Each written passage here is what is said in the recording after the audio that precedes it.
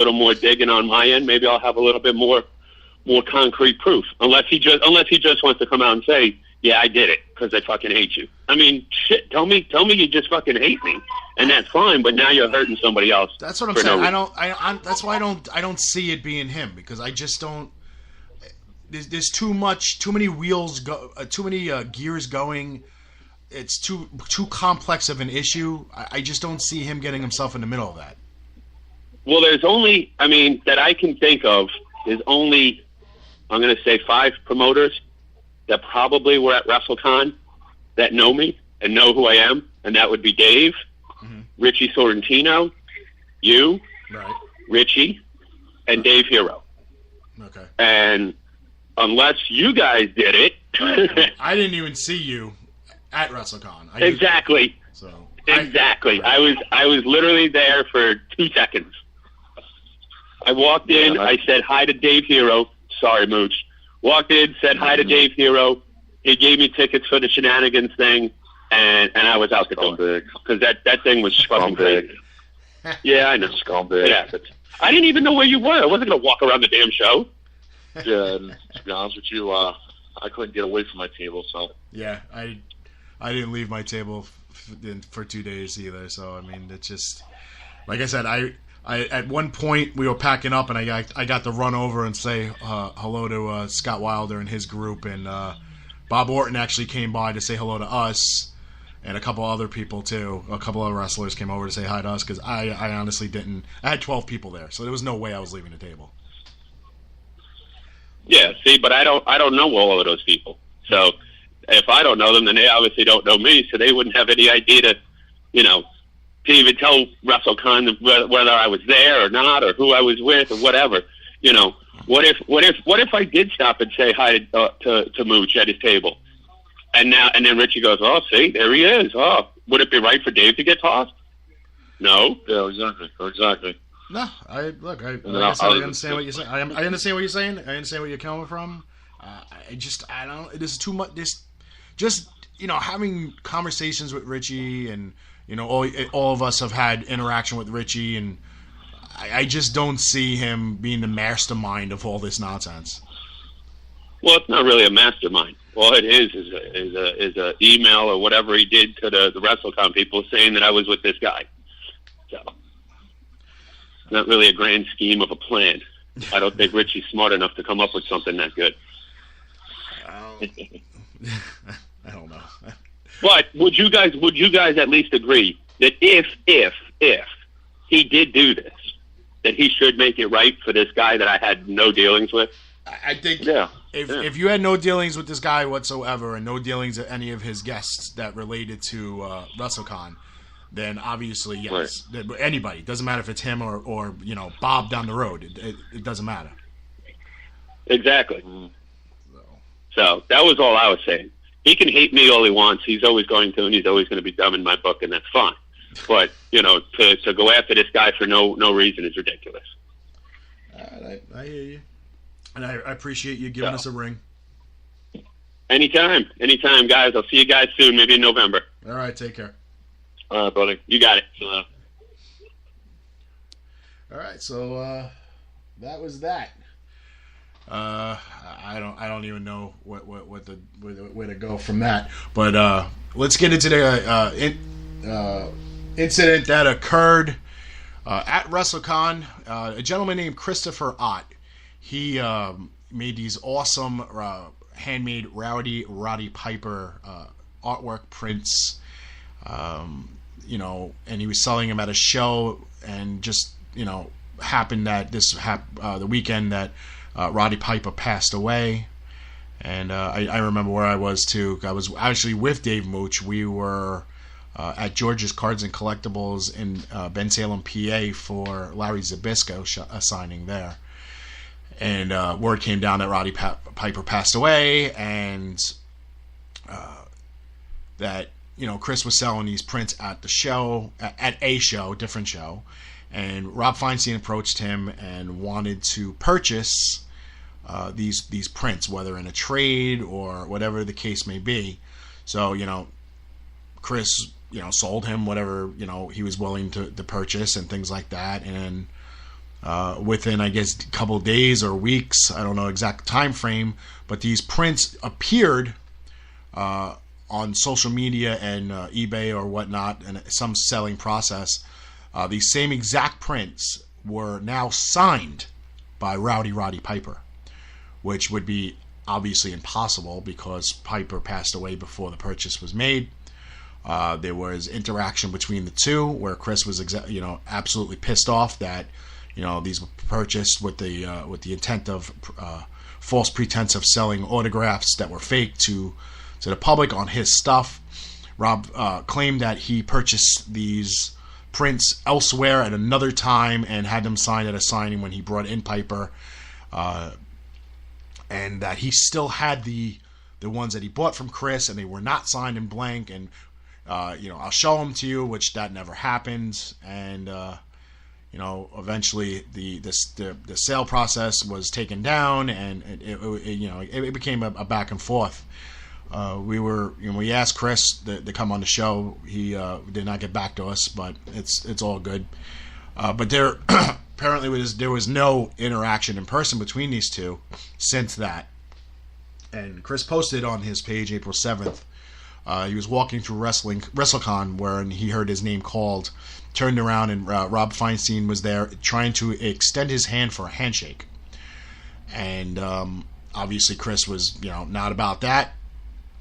And Rob, this is again according to Chris's post, he said, "Get the fuck out of here with that shit." Rob's reply back was, "No, I just wanted to say." And Chris replied back, "What, you really think you're just going to walk up and shake my hand? Go fuck yourself." No, I wasn't trying to shake your hand. I just wanted to say, but yet your hand is still trying to shake mine. Please fuck off. I'm just trying to tell you about something, not trying to shake your hand. Never mind.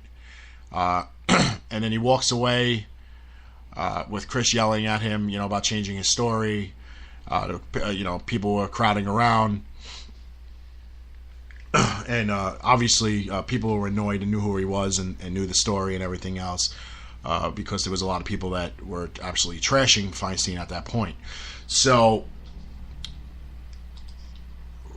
what I don't understand is Rob, instead of him just coming out publicly and saying something, or coming out and just either putting his side of the story or just not saying anything at all, he made a comment through someone else's page, which I don't understand. So either he logged on someone else's page, or he was with this person, Jamie Totino, and his response was, which this makes no sense. It makes zero sense. "This is Rob. I'm on my friend's page since you blocked me. That is not what went. This is not what went down, and you should be a novel writer. You're that good at writing bullshit. I went up to tell you that your money is no good at my table, and do not go near it since you were trying to get my guests after all your lies. I'm so glad I am a professional and ignore people like you and other jealous promoters on this post. Jealousy is not healthy, guys." Which, of course, was followed up by, Chris saying Rob messaging him from a fake name, et cetera, et cetera, et cetera. But look, I've had interaction with Rob at shows. I had an issue with him from last year. He called and apologized, and there was another smaller incident that occurred on Friday at Wrestlecon. And then he approached me on Saturday to get permission to get a signature from somebody, which I never say no, because to me it's a promoter courtesy. I'm going to let it happen as long as I'm asked. It's the part when I'm not asked that's the problem. Okay? But Rob, this doesn't make any sense. This gentleman is saying that you walked up to him extending your hand. And you're saying that you were there to tell him basically to go screw. Why would anybody extend their hand to tell somebody that their money's no good at their table? Why would you even go up to his table? Why would you even go up to him to tell him that his money was no good at your table? Why would he even go to your table after all this has went down? This doesn't make sense. This is a 180-degree angle difference between what he's saying and what you're saying, but what you're saying doesn't make any sense. And I invite you to come on the show at any time and explain your side of the story. Leaving the past in the past and just focusing on this particular story. It just doesn't make any sense. Why would you walk up to this guy, knowing the history the two of you had? Why would you walk up to him and cause confrontation just to tell him that his money is no good at your table, when bottom line, he would never go to your table and give you money? So it didn't make any sense, and I don't get it. So, that was that.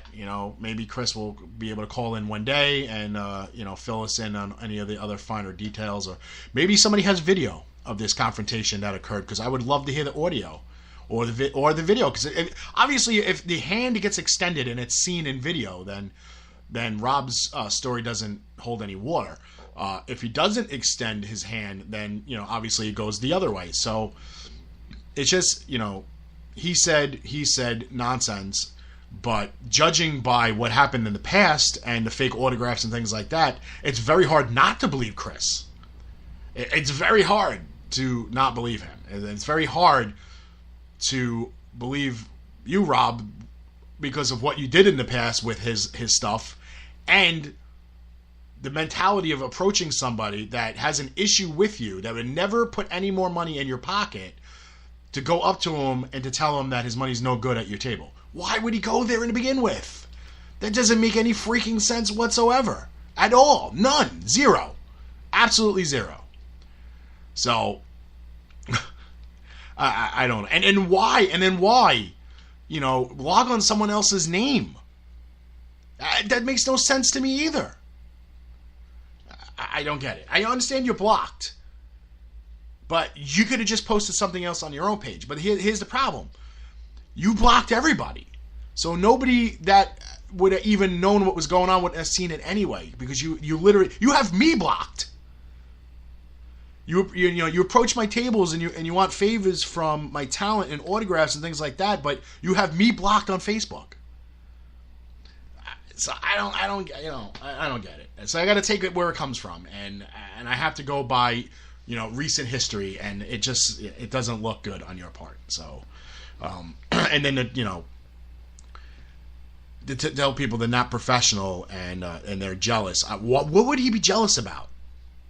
What would any promoter? Okay, and they're literally, I'm looking at the 40 plus comments that were put on here, and there is one promoter. Let me just make sure. I'm just gonna reread it. Scroll down.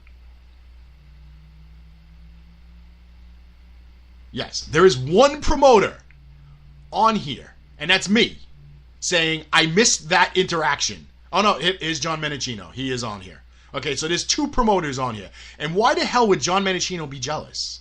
John Menachino brings in some of the biggest names in professional wrestling all over the world. Why would he be jealous of anybody? I don't understand. I don't understand that. Okay, the only thing I said is, damn, I missed that interaction. So, what promoters are jealous on here? I don't understand. The rest of these are friends and fans. So, why would any of them be jealous? So I don't get it. Maybe you can shoot me an email, because I'm sure you're not going to come on the show. So if you want to shoot me an email, damage365radio@gmail.com, and just let me know, if you want to explain your side of the story. But it just doesn't look good, dude. It doesn't. It doesn't look good that you did this to him with the fake autographs on the Roddy Piper prints, and then you walk up to this guy expecting everything to be fine, but then you change the story and say that, you were telling him to stay away from your table, his money's no good, when he would never, ever, ever, ever approach your table and give you money. I don't get it. And what talents was he trying to get from you? That doesn't make sense either. So, I don't know. I mean, the whole thing is weird to me. I don't get it. But oh my god. Okay, so anyway,